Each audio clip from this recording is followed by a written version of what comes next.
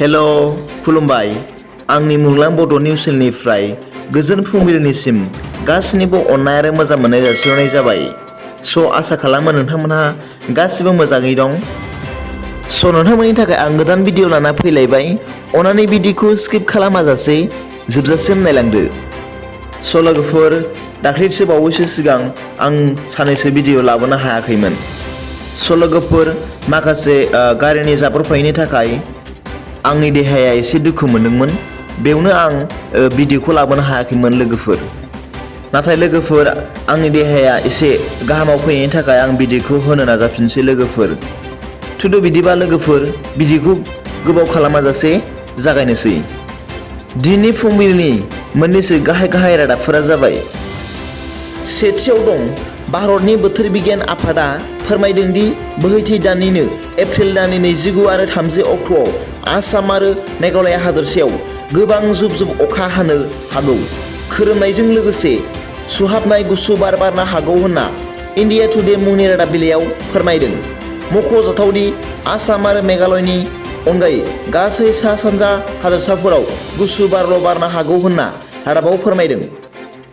नैथियाव दं, मैया इउएनअ'नि गोलावै इउनाइटेड नेशन अर्गानाइजेशननि मोनसे गोनांथार जथुम्मानि गेजेरजों मोनबा हादरनो भेट' गोहोखौ बाहायनो हानाय खालामो। बे जथुम्माय आरो थांखि लानायनि गाहाय जाहोना रासियाखौ गोहो गैयै खालामनाय होनना रादाबाव फोरमायदों। मख'नो गोनांदि बे जथुम्मायाव भारत आरो चाइना मोन्नैबो हादरानो भेट' गोहो बाहायनो मोननायनिफ्राय जानगाराव दोनजादों होनना टाइम्स अफ इन्डिया रादाब बिलाइयाव फोरमायदों। थामथियाव दं, क'क्राझार जिल्लानि पुलिस बिफाना मोनसे सोदोमस्रिनि बिथाजों संदाननानै गसाइगाव महकुमानि सिङाव थानाय आसाम आरो सोनाब बंग सिमानि श्रीरामपुराव गोबां बिबांनि गान्जा लांखोमानाय हमनो हायो।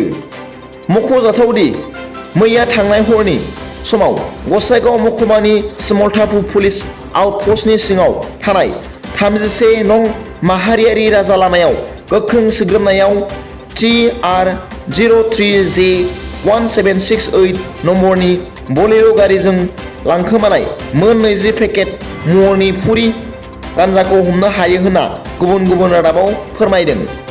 ब्रैथियाव दं, टाटा ट्रास्ट आरो आसाम सोरखारनि राङारि अनसुंथाइजों क'क्राझाराव दिनै गोदानै लुफुंजानाय केन्सार केयार हस्पिटालखौ दिनै गाहाय मन्त्रि नरेन्द्र मदि बिथाङा डिब्रुगड़निफ्राय भार्चुएल मुडनि गेजेरजों बेखेवना होगोन होनना खौरां मोननाय जादों।